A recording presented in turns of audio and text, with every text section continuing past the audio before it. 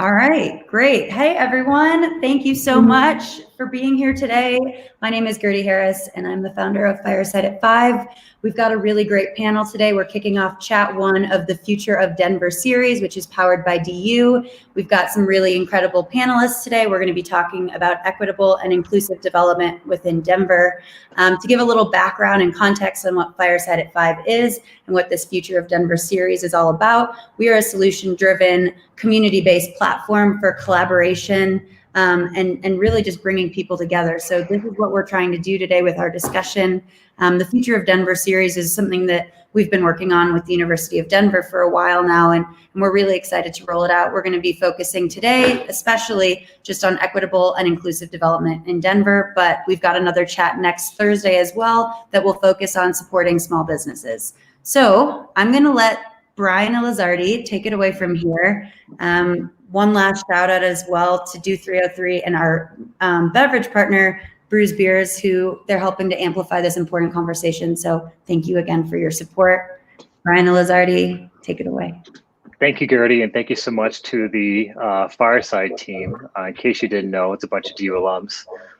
So we couldn't be more proud of your leadership and all your inspiring efforts, and for being a catalyst and getting us here together tonight. So thank you, Gertie, and for the team and all you guys do to help power these important conversations. So as Gertie said, my name is Brian Elizardi, and I am super delighted to be here with you as we launch this really important series at this important moment on the future of Denver. You know, and as Gertie mentioned, I oversee the Denver engagement strategy for the University of Denver. And with over 50,000 local alumni in the metro area and a tradition of producing graduates who are committed to shaping the public good, you know, our goal really is to power the people and the projects that are helping to make Denver a more inclusive, authentic, and vibrant city. You know, and I want to help set the context here for tonight's chat, but also the broader series and some of our goals in terms of what we're trying to accomplish. And I want to start by stating something that's not really an overstatement, but you know, 2020 has been a punch in the gut for the city of Denver. You know, we have a confluence of social unrest from the murders of George Floyd and Elijah McClain and the treatment of Black Americans by police. We have a global pandemic that continues to threaten the physical and the economic well-being of our city and our nation. And we also have the ongoing effects of climate change right here in our own backyard with one of the busiest wildfire seasons on record. So in putting this series together, we really wanted to create a strategic pause, an opportunity to reflect as a community on where we've been, and more importantly, on some solutions for where we want to go.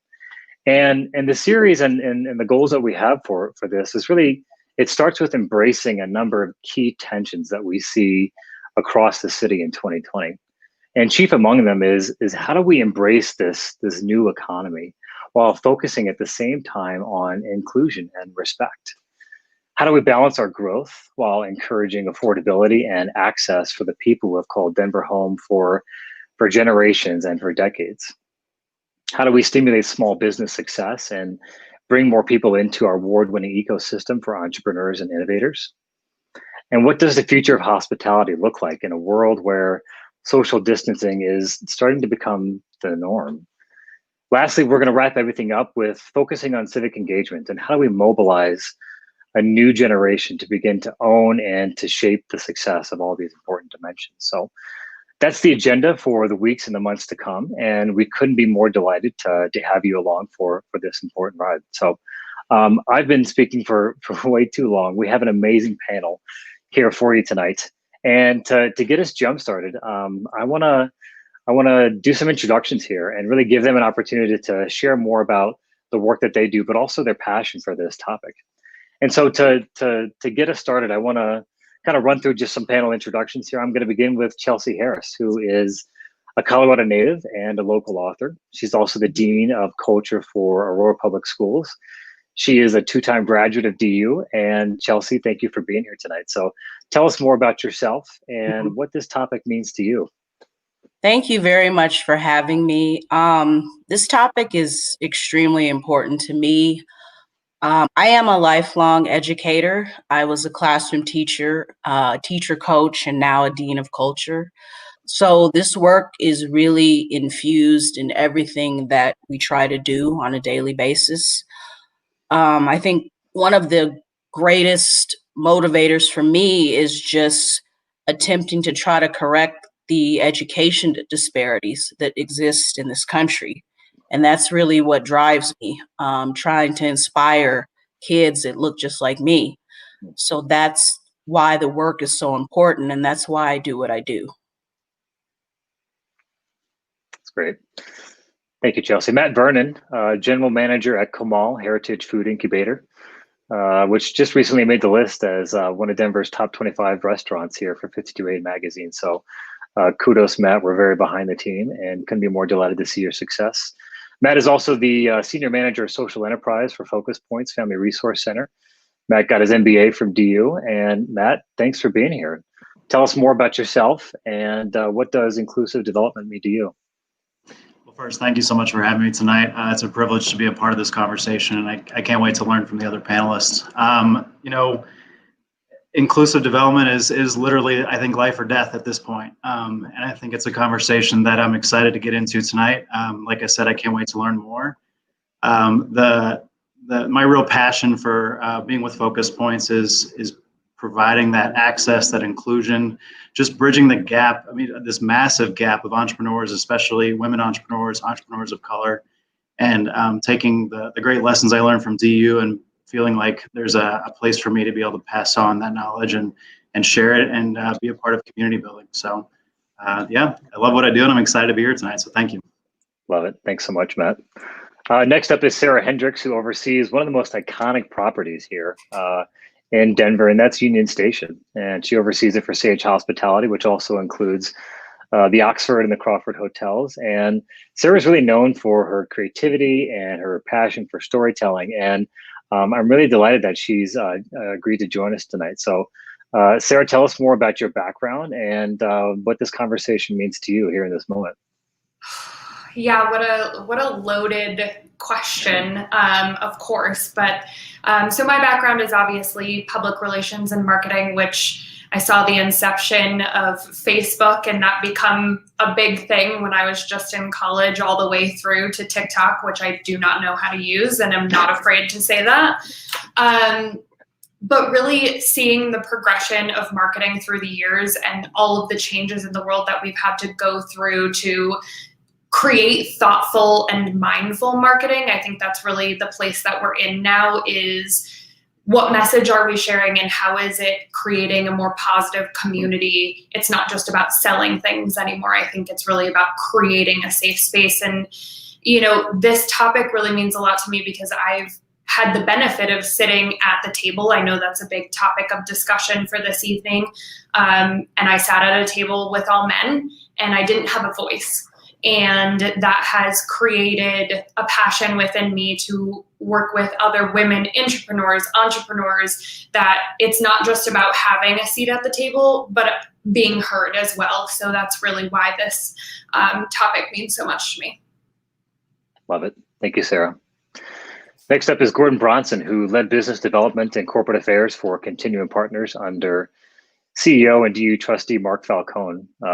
Gordon is formerly with WeWork, where he led the public affairs team and helped launch new locations in over 25 cities.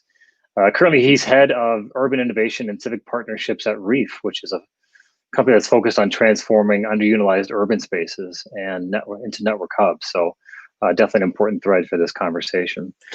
Gordon's also DU grad and was named one of Colorado's top young professionals by Colorado Biz Magazine back in 2016. So Gordon, thanks so much for being here.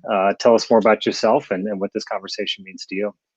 Yeah, thank you for having me. It's an honor to be part of this group, and I'm such a big fan of the work that everyone on this panel is doing. So I'm really thrilled to be here.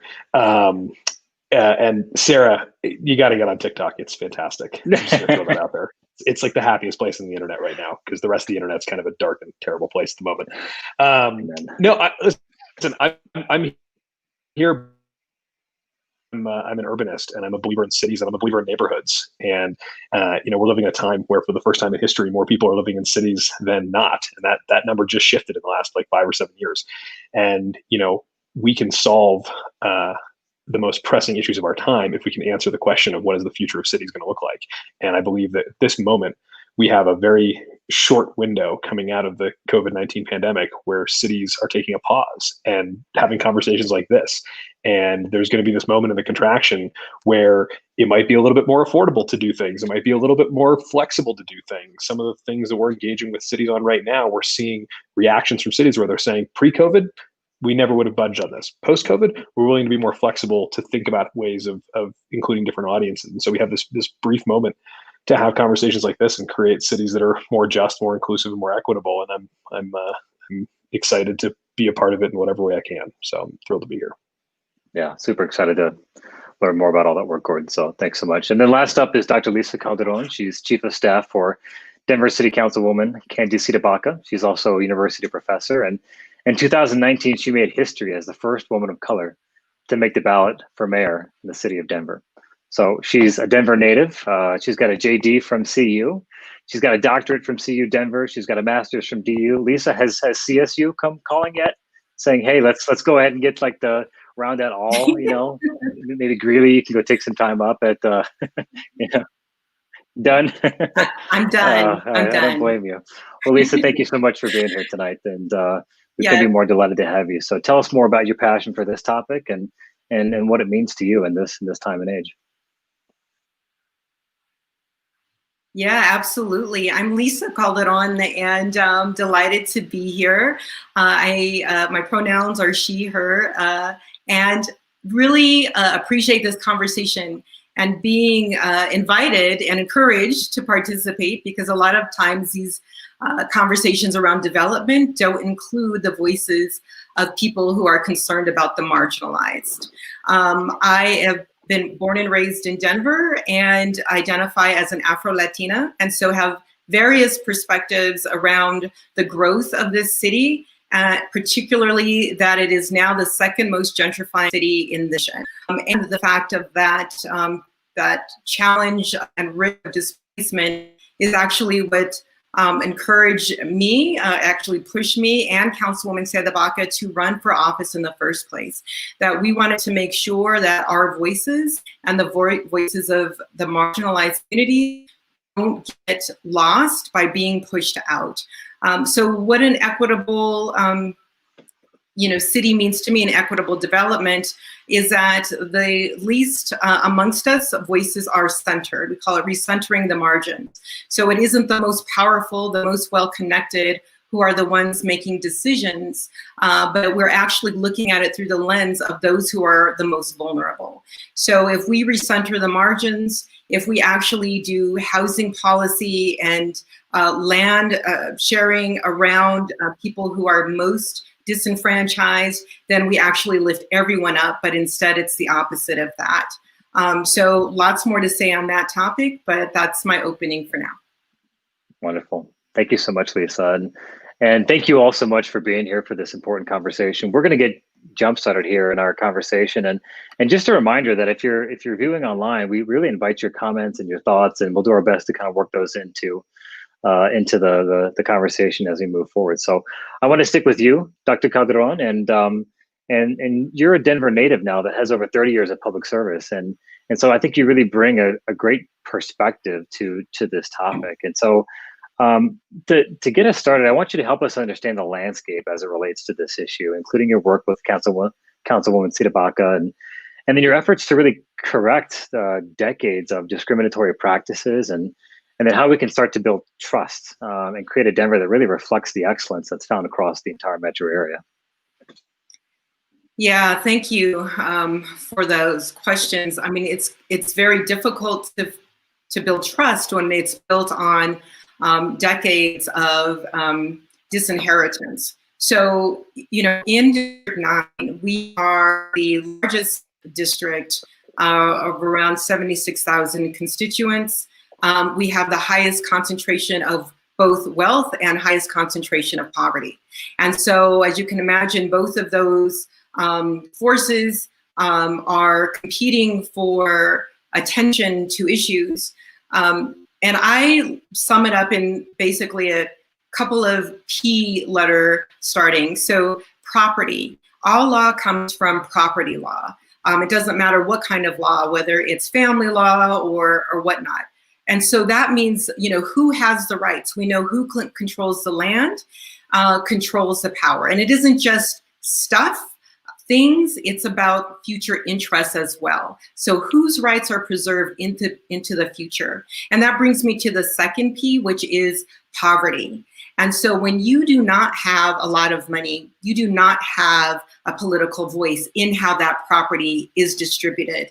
And that's why we are also dealing with this extreme tension between those who are property owners who believe that because they are property owners and pay taxes, that they should be heard more so than the people who are unhoused. And, if we really are talking about all human beings, then we should figure out a way that all human beings get heard, regardless if they're employed or unemployed. And by the way, many unhoused people are employed and pay taxes and still don't have a voice. And then that brings me to my third P, which is policing. And when we look at policing, we can see a direct correlation between, the gentrifying interests and the increase in policing, enforcing property interests. And this is part of the tension that we have now, which brings me to the next P, which is protest. And so when we have people in the streets protesting against the George Floyd murder, but also the murders that have happened in our own city, and the disenfranchisement that has happened when people's rights, civil rights, and civil liberties are denied, we can connect those to the property rights that other people have to not want them there. So for example, when we care more about property that is destroyed, and let me be very clear, I'm not for property destruction, but when people talk more about property being destroyed than they do about lives being lost due to police violence, that's a problem. That tells us where our priorities are. And then my last P is plants, meaning trees and the environment. Councilwoman CdeBaca was just recently featured in the New York Times about why is it that the wealthiest part of Denver, so the central business district, is the ones who are first in line for tree planting, as opposed to, for example, Globeville, Elyria, Swansea neighborhoods that are, that lack a green canopy. It has everything to do with who has access to power, who can lobby for their interests, versus communities who have less political power. I want to stick with that comment. And so I read the article too, Dr. Calderon, and what really surprised me about it was in certain neighborhoods where there isn't that tree canopy, it can be up to 5 degrees warmer in those neighborhoods, And so that for me really sticks out as sort of the impact of these disparities. This is for you as kind of a follow-up, but also to the group too, but help us understand some of the historical significance around, kind of redlining and racially restrictive covenants that have produced these gross disparities. I'm thinking about some of the research that's been done around the inverted L, and the communities along I-25 and north of I-70. And so as we begin to think about kind of this economy and we move forward, help us understand how that has always been successful or accessible, I guess, for all communities. Yeah, people think that redlining is something of the past. So essentially it was a tool used by, private banking working with the government to determine where people can live based on color. And so, for example, Montbello was an originally redlined community. We see places in Park Hill and even Five Points, where I live near in the Cole neighborhood. And so when people say, well, that was a long time ago, we are still living with the legacy of redlining. There is a lot of controversy around changing group living ordinances right now to, in part, rectify that legacy of redlining about who could live together. Because part of redlining's legacy and zoning is around, well, we don't want to have, for example, all of those Mexicans living together. And so therefore, let's limit unrelated family member or unrelated partners who can live together, because we want to make sure that we have single family zoning We have a nuclear family, and therefore we intergenerational living, workers living together. There's still discrimination going on around our zoning. And so the fact that, you know, this is such a controversy and people are coming out against it in such, you know, the absence of talking about, well, listen, are you fighting to preserve the character of your neighborhood, and exactly what does it mean, and who are you trying to keep out, as opposed to, we're in an affordable housing crisis. We need to be looking at all options rather than more exclusions.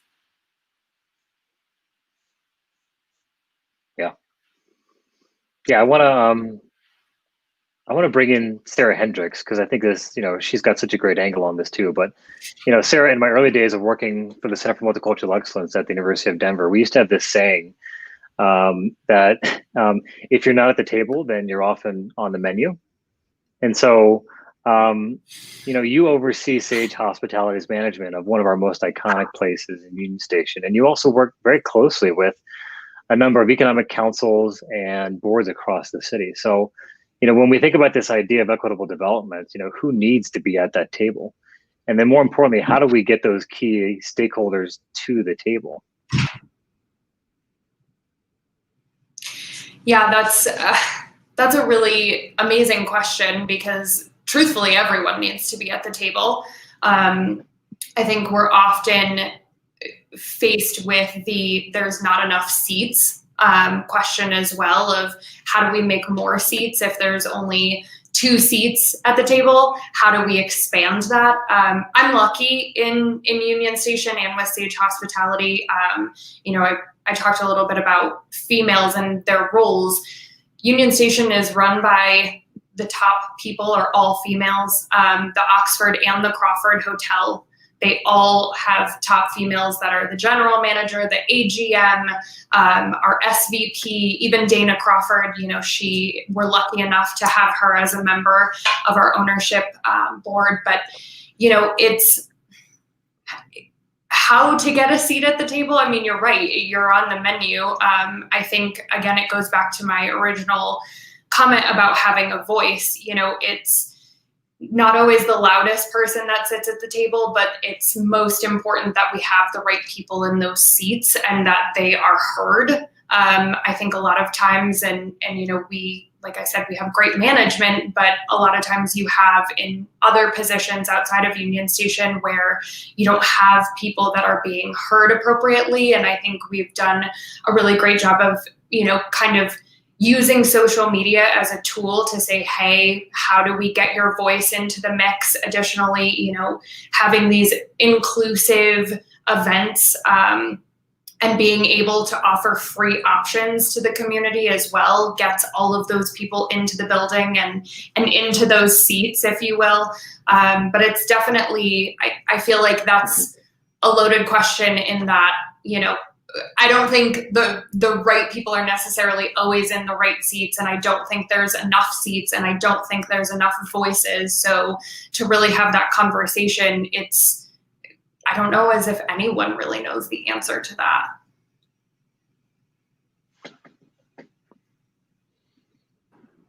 Jump in there for a second, if that's all right. I think that's exactly the point. Maybe there isn't an answer, but let's keep, you know, build a longer table, not a higher fence. And I think it's just keep adding more, keep asking more, and every little bit counts. In my humble opinion, I think that, you know, there's been so much explosive growth and development and change in the city that I think we've neglected to always be inclusive in just the basics of the conversation. You know, even thinking about this discussion tonight and making sure that I felt prepared to talk on the topic, I realized I had to check a lot of privileges at the door and sit down and talk to the participants of our program and say, hey, what do you think about this? Because I want your voice in this discussion, because there are only so many seats at the table tonight. But I think that's one small way that we can bring those voices here to the table, like you said, and keep trying. I just wanted to hop in really quickly. So I do think that a lot of this starts with acknowledging the history of our country and the role that institutions have played in creating and keeping inequities going. Inequities in our country aren't natural, nor did it happen by accident. Our country's history of redlining, for example, and discrimination in mortgage lending has kept millions of lower income families from building wealth through home ownership. And I see that a lot with some of my clients that I work with. And when you look at education, you have gaps in education system in the history of segregated schools that have vastly contributed to the achievement gap that exists. So I really think that it starts with people really acknowledging that this may not impact me, but it's still impacting others. And it's institutionalized in a lot of different ways. Yeah, I'll just maybe jump into a thought that Lisa, your comment sparked for me, which was, as we're thinking about some of the big key drivers, you mentioned property, and of course that's such a huge piece of what gives you table stakes in a lot of these conversations. And to me, many of the big questions that we're going to be asking about where cities are going are going to come down to where are people going to live and how are they going to get to work, right? And it was interesting. I was engaged in a conversation a couple weeks ago with some folks at the Urban Land Institute, and we were just talking about sort of how they're facing questions around COVID-19 and sort of what the impact is going to be on our economy and on our cities. And, for the first time, they said, for the last 25 or 30 years, they've focused so much of their attention on this idea of transit-oriented development, right? Like, how do you build condos and apartment buildings next to transportation? And for the first time, there's this moment where people are going, wait a second, we don't know if we're going to be able to use public transportation the same way for a while because of the way that people are being impacted by this pandemic. And so even in that institution that has like staked its entire sort of existence for the last 25 years on this idea of the proliferation of TODs, they're starting to think differently about it. And I think there's this interesting question right now. This is why I said earlier that I'm a believer in cities and I'm also a believer in neighborhoods. There's some tremendous work that's coming out of Paris, France, and Sorbonne. There's a guy named Carlos Moreno who's doing all this really exciting work around this idea of the 15-minute neighborhood, 15-minute city. And it's this idea of like creating urban planning and creating a thesis in urban planning around the idea that cities should be built in these like 15-minute concentric circles, that you could get access to like all the things you need within a 15-minute sort of bikeable radius of where you live. And it's a different way of thinking about cities rather than sort of this hub and spoke model where we sort of push people out to less expensive suburbs and then force them to either drive or give them access to public transportation, and they take that transportation all the way into the CBD, hang out in the CBD for the day, and then get back in their cars and drive, creating congestion, causing stress, adding sort of like pollutants and all kinds of bad things into our air, creating sort of a more neighborhood centric model. And that's a lot of the work that we're doing at Reef is like really focused on how do you set up, how do you like basically for us it's how do you turn parking lots into neighborhood hubs and places where people can actually get access to their goods and services that they need on demand. Another piece of that I want to throw out there is this question of ownership is so important. And the work that I was doing with Continuum and that Mark Falcone has been pioneering for the last couple of years is around this idea of like changing up the ownership model of how we look at workforce housing and in some cases affordable housing. And Denver's in this really interesting moment where if you're looking at doing quote unquote affordable housing, you sort of cap out at this 60% of median income, 80% if it's blended, but that leaves out a huge chunk of our population, right? So 100% of like median income in Denver is like $66,000, $67,000 a year, and so basically from the high 30s to the mid 60s, you're basically telling people they have to pay market rate to live in Denver. And that's just simply not sustainable. And I saw one set of stats that said that in the last 10 years, wages in Denver have gone up on average by about 16% median wages, where the average rent in central Denver has gone up by as much as 68%. And so when you look at that almost doubling of the rent next to what people can actually afford to pay, like we're cruising for disaster. So like putting aside even the craziness of COVID, there's this moment right now where we need to really think carefully about how people are going to afford to actually live in these cities. And so, I think the question of ownership and who owns and who benefits, because right now I can tell you it's not the average taxpayer in Denver that's actually benefiting from the growth in those real estate prices. It's actually like it's high net worth individuals and out of state banks and like foreign sovereign wealth funds that are benefiting the most from the rise in residential and commercial real estate prices. And so thinking about that differently is, I think, going to be a huge piece of success or failure going into the next decade. And I just wanted to follow up quickly, Gordon, on what you just said. So when we focus on transit-oriented development,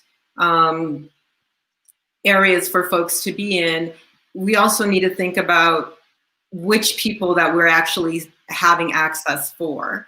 In our District 9 in 5 Points, we have an organization that's been there forever, certainly when I was an undergrad, in terms of the work that charities house and the pastors do, WOFOK.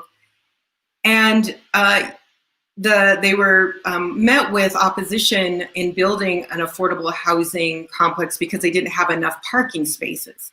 Now just think about that for a minute, that we would deny affordable housing units to privilege parking, asphalt, rather than actual lives. They ended up getting, identifying parking spaces outside of that unit. But it's kind of like, how is it that we have come to this place where on the one hand, we value transit-oriented development, on the other hand, not if it's for certain people, actually. And then the other pushback is when we look at, the contradiction in that, and of who has access to transportation, who can be out there. I mean, one of the requests that was made is that basically we don't want to see those type of people in the affordable housing units. And so we then start segregating by their backgrounds and things like that. So if it's not parking, that's the issue. It's the type of people then who live there. I won't take up much time to say. I love that you said that, because this idea that our zoning codes are like biblical, like taken down from the mountain, is just like the most comically frustrating thing in the world to me. Because like zoning codes were built by humans. Most zoning codes in this country were built by humans in the last 75 years. We should be able to, I believe, we should be able to change them, amend them, and like create more human-centered zoning codes to be able to impact things like you just described. Of course, that's absolutely insane that we would give up like beds for parking spaces in an era where fewer and fewer people are driving. Like, that just blows my mind. But yeah, here we are. And I think that just begs the question, is equitable development an oxymoron in the first place? Because the system of development is so fraught with inequity, like without dismantling it and going back and building it in a way that works, it's a complete oxymoron to even state that it's a thing. Well, and I mean, I think about, how housing prices have also doubled over the last decade as well too, and home ownership being such an important driver of personal wealth building and economic access too. And so it's pretty abundantly clear that those inequities sort of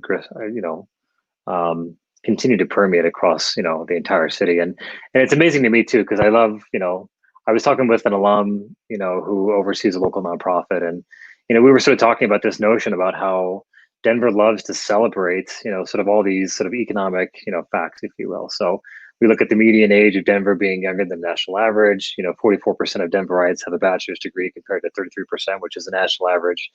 We look at all the Forbes, best of lists. And so we love to tout sort of all these data points, and yet we continue to have these struggles. And so how do we make sure that, when we have this conversation around the success of Denver, that we're bringing along all the communities and all the people that call Denver home, So Chelsea, I want to kind of come back to you, because I think you were starting to talk about some of the systemic issues that I think, pervade and really prevent, I think, some access and some equity from occurring. And so, in light of a lot of the social unrest, we've seen a number of businesses and corporations really now trying to lead with kind of an equity lens. And so, trying to turn their attention to strategic initiatives to address things like climate and structural diversity. And so, given your experience and given your background, what advice do you have for business leaders as they start to embark on that journey?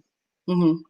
So if you think about it, right now in 2020, the median wealth of white households is 20 times that of Black American households and 18 times that of Hispanic households.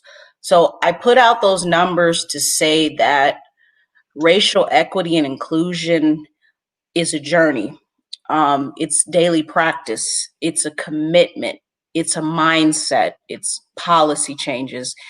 And I think many of, for example, in education, our educators come into education with very good intentions, but there has to be action behind that, right? So I think one of the first important steps when looking at ways the business community can follow through on racial equity commitments is really leveraging the data better.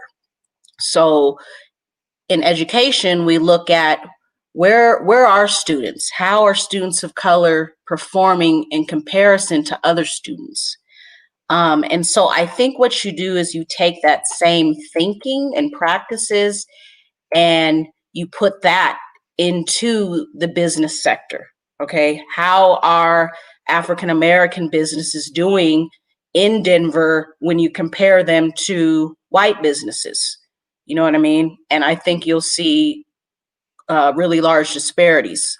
So I come with kind of that lens in terms of equity.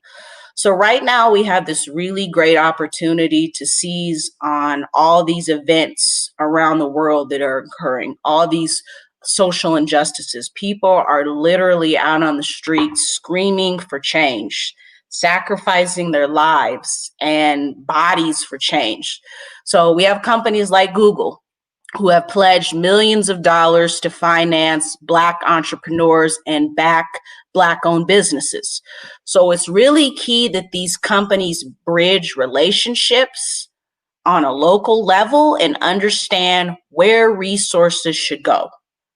And I think it's also important that businesses that are voicing support for Black Lives Matter are challenged to prove that Black Lives Matter within their own organization. Like ensuring staff reflects the country at large. So here in Denver, we want to see development that helps low-income neighbors, and we should listen to the community and bridge strong relationships, just like we ask our teachers to do with our students, and try to find some common ground. We want these communities to become places that provide economic opportunities, affordable living, cultural expression. And I think when doing it, it's important to maintain the history of a neighborhood. My late grandfather was the godfather of the 5 Points. And my family ties to that neighborhood is very important to me. And I think it's important when redeveloping that we maintain that it still feels like the 5 Points. I don't want the 5 Points to feel like Cherry Creek. I want it to feel like the 5 Points. Do you know what I mean? And just to conclude, I'm saying that development is a good thing, but it has to be done equitably. And we have to constantly look at the data and see if our policies are having an impact.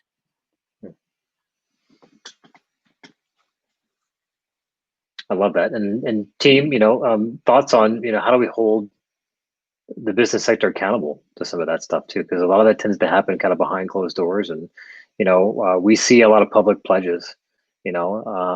So how do we hold them accountable? But B, also how do we get them to go beyond, sort of the lip service, but also just the diversity efforts that focus on structural. To make sure that if they're going to put extra money, put extra resources into recruiting, and onboarding, talent of color, what are they going to do also to ensure that they get retained?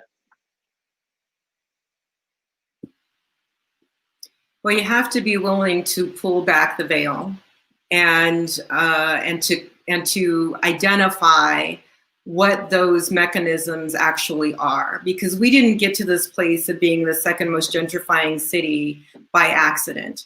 there were plans put in motion years and years ago by powerful entities and interests who still work to this day to make sure that those power structures stay in place. So the Downtown Denver Partnership, for example, has tremendous power and influence over the policies of Denver. They were the crafters of the urban camping ban, and in terms, you can see the influence of their policies. So when you call out power like that, then you also make a lot of people uncomfortable. But people slide back into their comfort when they make it seem like, well, this is just market forces at work. We know that if you were to put in anti-displacement policies years ago, when many of us saw the gentrification coming with the rise in policing, back then it was called broken windows policing, and Denver adopted that model. When the aggressive policing forces rose up, the cover story we were given is that, well, it's because we feel unsafe, there's gang tensions, etc. And then that becomes the ruse to allow more of our civil liberties to be given over. But I'm a big fan of Professor Brendan Beck, I believe he's out of CU Denver, and he's been doing some analysis around the correlation between the rise in policing and the development and growth and the decrease in social services. In other words, when we have those property interests expand and gentrification increases, there is then that call for more police response. And if you're going to give more police response, well, that money's got to come from somewhere. So you disinvest in social services and you overinvest in policing. Policing comprises about 42% of our general fund. The biggest, public safety does, and policing is part of that.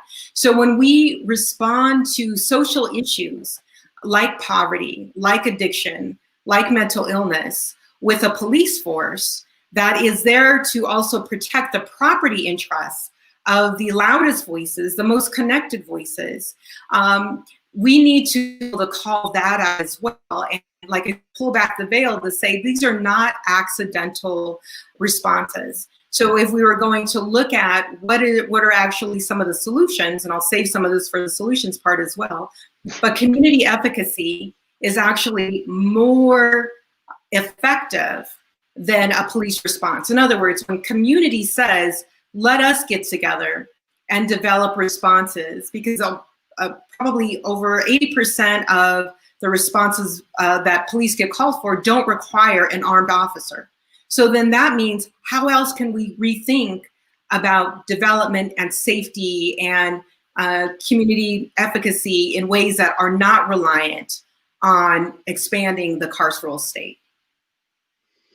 Yeah, I love it. What struck me, Dr. Calderon, most about kind of what you're talking about is that idea of comfort and safety, and you can make the argument that the suburbs were created on that sort of that myth, if you will, and it makes me think about kind of what Gordon's talking about this idea of the 15-minute city. I think the suburbs for a long time were sort of an opportunity to escape for, let's be honest, the majority of white people who didn't want to feel that discomfort. And so they could not have to walk by it, they could not have to interact with it, and they could just go to the safety of the suburbs. And so what we lose out on that, though, is a deeper sense of empathy and connection and kindness, and so I'm intrigued by that potential of that kind of that 15-minute city. It kind of reminds me of that, in the management, sort of research, what they call the Dunbar number, which is any organization that grows over 150, it starts to get much more bureaucratic and communication breaks down. And so, the company Gore-Tex, sort of famously chops off every sort of growth dimension by 150 because they don't want that as part of their culture. And so what are the various, systems, what are the various, sort of rules and, things we can put in place to begin to inject some of that back up, but also to make people uncomfortable, to have them examine, their biases and their privileges, in a way that I think begins to affect some of that change. I want to get to a question here from one of our viewers, and I just want to invite the community here to keep those questions coming in. And Dr. Calderon, you mentioned that Denver now is the second most gentrified city. We have a question here from someone that's moved away from Denver. And panel, I don't know if anyone has any thoughts on this too, but where is Denver leading and where is the city trailing as compared to other metro areas? And Gordon, I don't know if that's, kind of bringing in some of your background too with all the city work you do with WeWork, but I'm just curious if anyone has any thoughts or any sort of data to back that up. I'm happy to jump in and share, some thoughts. I think it's there's two sides to this question, right? I think it's a little bit early it's a little bit early in the sort of the days of the pandemic to be able to really say what the net outputs are going to be and what those impacts are going to look like on Denver. I do think that at a macro level, so looking at macroeconomic trends and not necessarily breaking down by demographics, what we're seeing is Denver's a very popular place to move to. If you've been in San Francisco, if you've been in New York, like Denver's looking pretty good. I know quite a few people that have been stuck in their apartments in New York for the last 5 or 6 months who are seeing Denver go, that's a pretty good place to go. And the same can be said about, sort of up and down the I-70 corridor, and the mountain communities are certainly being impacted by that as well. I think it's this interesting moment where we really have to ask ourselves, what the future we want looks like, right? And it's interesting because I was just chatting with a colleague who actually lives in Bozeman, Montana, and Bozeman is having this moment where they're like, we want to be something, we want to be like the next Denver. And you got to say, like, that's great. But also, like, let's talk about both sides of this, right? Now Bozeman's a little bit more like maybe the next Boulder than the next Denver, but you got to look at it from both sides because there's pluses and minuses. But at the same time, in the last like 7 or 8 years of my career, I've worked in basically every major metro in the country. And Denver has serious challenges, and these are big challenges. They're challenges that are systemic and they're rooted in lots of systemic problems. At the same time, a lot of our problems are problems of privilege, in the sense that we have an economy that many cities are very envious of, and we don't have the same kinds of challenges, and we don't lack resources in the same way that other cities do. Now, again, coming out of the pandemic, we're going to have to see where the cards fall on that. But we have the resources, and we have a very committed community that really cares about the future of the city, which is a very fortunate thing.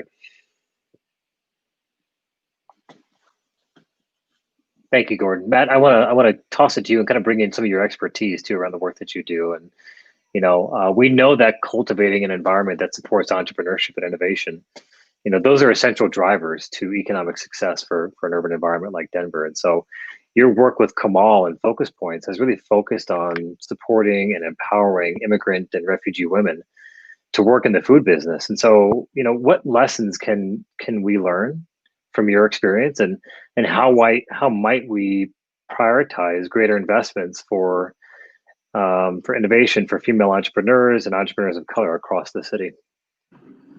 Yeah, no, get out of their way. That's really the answer.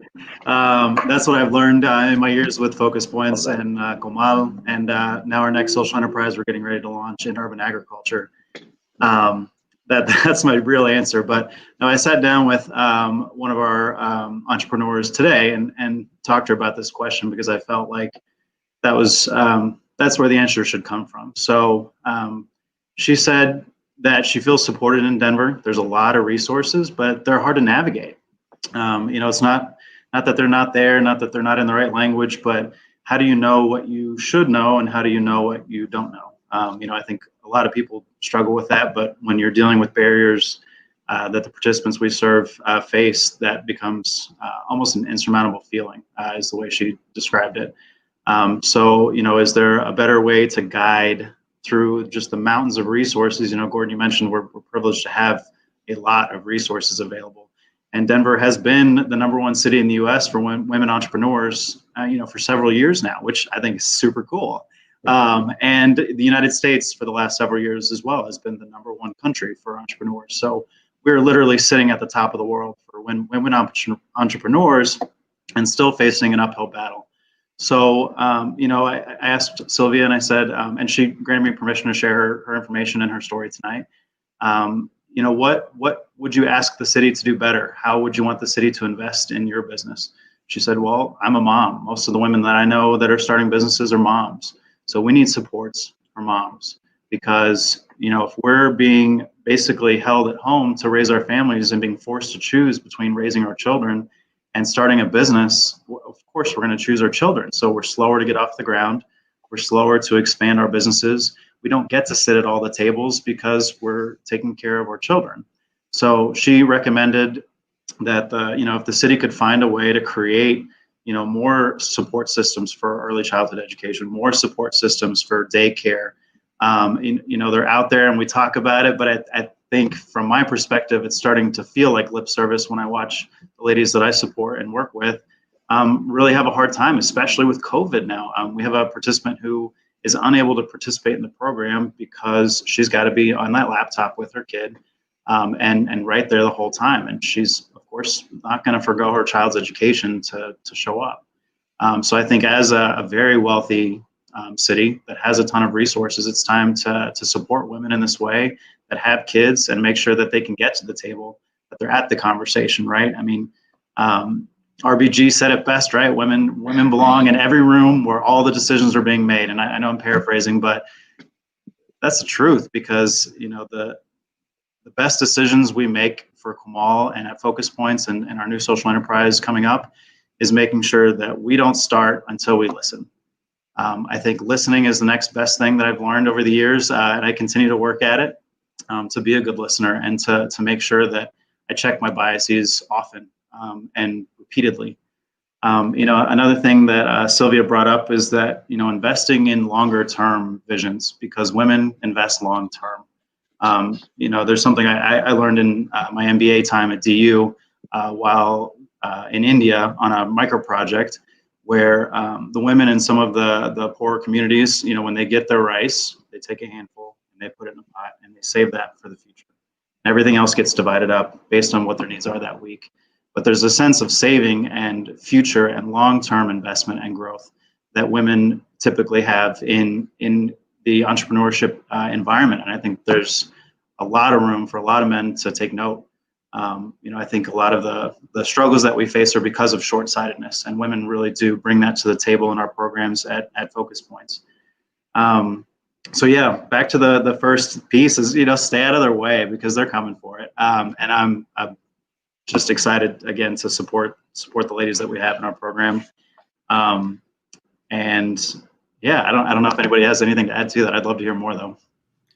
It's interesting because I sit on the Women's Entrepreneurship Council here in Denver, and when COVID started, there were a lot of conversations about how do we continue to help these women-owned businesses survive because COVID was killing them off one by one. You've got all of these co-working spaces that are closing that are female-owned, and I was, I'll be honest, furloughed at the time. And I sat in my living room and basically cried, like, what am I supposed to do to help these people? Because I feel helpless and COVID feels like this awful, terrible thing that is taking so much, whether it's lives or opportunity, away from everyone.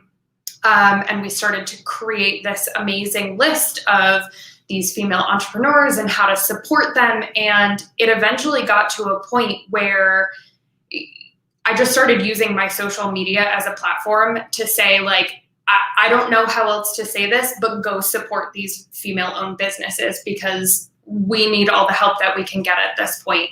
And I think one of the common themes we're seeing throughout COVID, and someone had said this to me once, and I felt like it was really significant, is in the rush to return to normal, why don't we take this time to really understand what that normal is and what's important to us? And while COVID has done so many terrible things, I think the one thing that it has given us that is positive is time to reflect and reroute ourselves into a different direction, whether it's social injustices, whether it's opportunities for women, whatever it is. I feel like it's really given us this opportunity to say, okay, nothing is happening, so let's change everything. That's really been helpful for a lot of these female entrepreneurs who are now saying, okay, that didn't work. to your point, Matt, get out of their way. They're like, all right, that didn't work. I'm going to start doing this, and I'm going to do it right now, and it's going to grow, and it's going to be amazing, and you're going to have to watch out. So it's really, while it has been a terrible time, it's really been quite incredible to watch so many of these female-owned businesses grow and pivot in ways that I think, before COVID maybe weren't possible. Yeah, absolutely. And I wanted to address, somebody made a comment about Energized Colorado having women-owned business initiatives. There's been so many things that have come out in support of women-owned businesses during COVID that I think has been tremendous help. But navigating those resources, again, for the ladies that we serve, has been something we've changed how we invest our time as a staff to say, okay, if you've got your business launched today, we're working on applying for funds to make sure you're set to move forward, because they do have awesome plans, right? So let's figure out how to continue to expand this platform for economic development, for workforce training, for entrepreneurship. And I'm proud to know that there are so many things that Denver and Colorado are doing on the financial side. But I think, again, just navigating those for folks can be a real challenge and super time consuming. But yeah. I love that. So team, we're kind of rounding the corner here towards the finish line. So parting thoughts, we're just getting started with this series, and today was very much about trying to set some of the macro forces that are really at play here. And we're really excited to kind of continue going deep with this conversation. So definitely want to encourage everyone on the line here and all of our panelists to continue with the conversation. Before we part, though, any sort of last words of wisdom or things that you think we should be mindful of as we begin to approach this journey? Yeah, when we look at solutions, we started this conversation with kind of the triple threat of the pandemic, the economic crisis, and the racial unrest that's going on. But there are solutions out there. And so even though we feel overwhelmed, there's plenty of research that tells us what actually works and what actually is effective. For example, the solution to homelessness is housing, period. And when you can get people into housing, or a housing first model, we see, people are stabilized, communities are safer, not only for the housed people, but the unhoused people as well. The solution to addressing issues of crime is not more police. There is not research that indicates the more police you put on the streets, the safer we are. We have to look at what is driving, and we know crime is cyclical. So right now we're seeing a crime spike in certain crimes, but also in that over time. People tend to think that crime is rising and rising, but remember, those perceptions are also linked to growth of population, etc. When in actuality, we have been on a downward trend in comparison to, like, for example, the 80s, right? But our perception is we are more unsafe. And part of that is because we are in scarcity mode. We feel like we have less. We are in a recession. Our healthcare, if we have it, is in jeopardy, etc. So, and that's another solution, right? When people get adequate healthcare, then that actually lifts the entire community.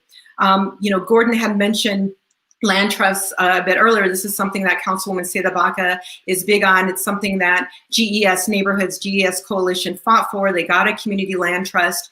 And that came out of, the expansion of I-70 and the taking of homes and the taking of businesses, right? That land expansion, and they're trying to get some of that back. We need to have more models like that across the city as well.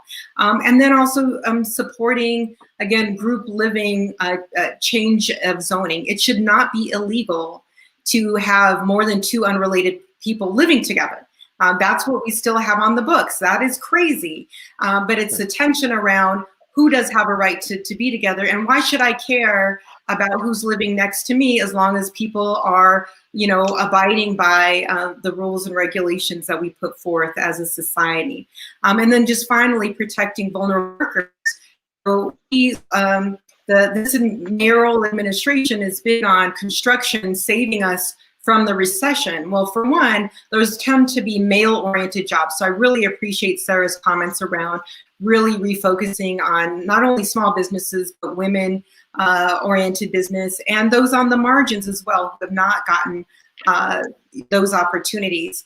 So, we can't just build our way out of recession with more development. We have to strengthen our infrastructure. We have to strengthen our communities, and that includes health and safety in its various forms. Thank you, Lisa. Any other parting thoughts here before we wrap up, team?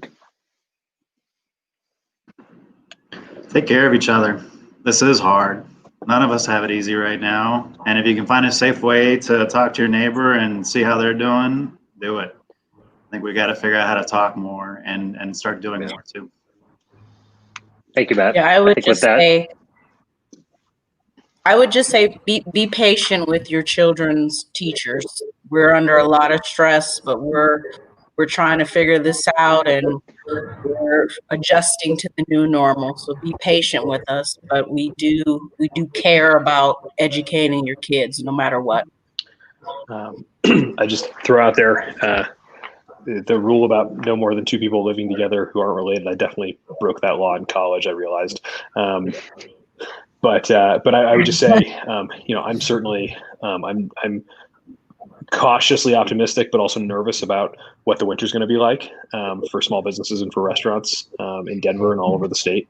And so, I would just say, if you're looking for ways to support, try to find ways to spend money with your local and minority-owned businesses and restaurants all over the city, because I think it's going to be a tough winter for folks.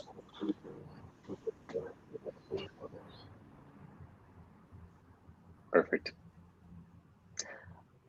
All right, team. Thank you so much. We, as I mentioned, are just getting started with this series, and this is definitely a great way to get the conversation jump started. So that'll do it for us tonight.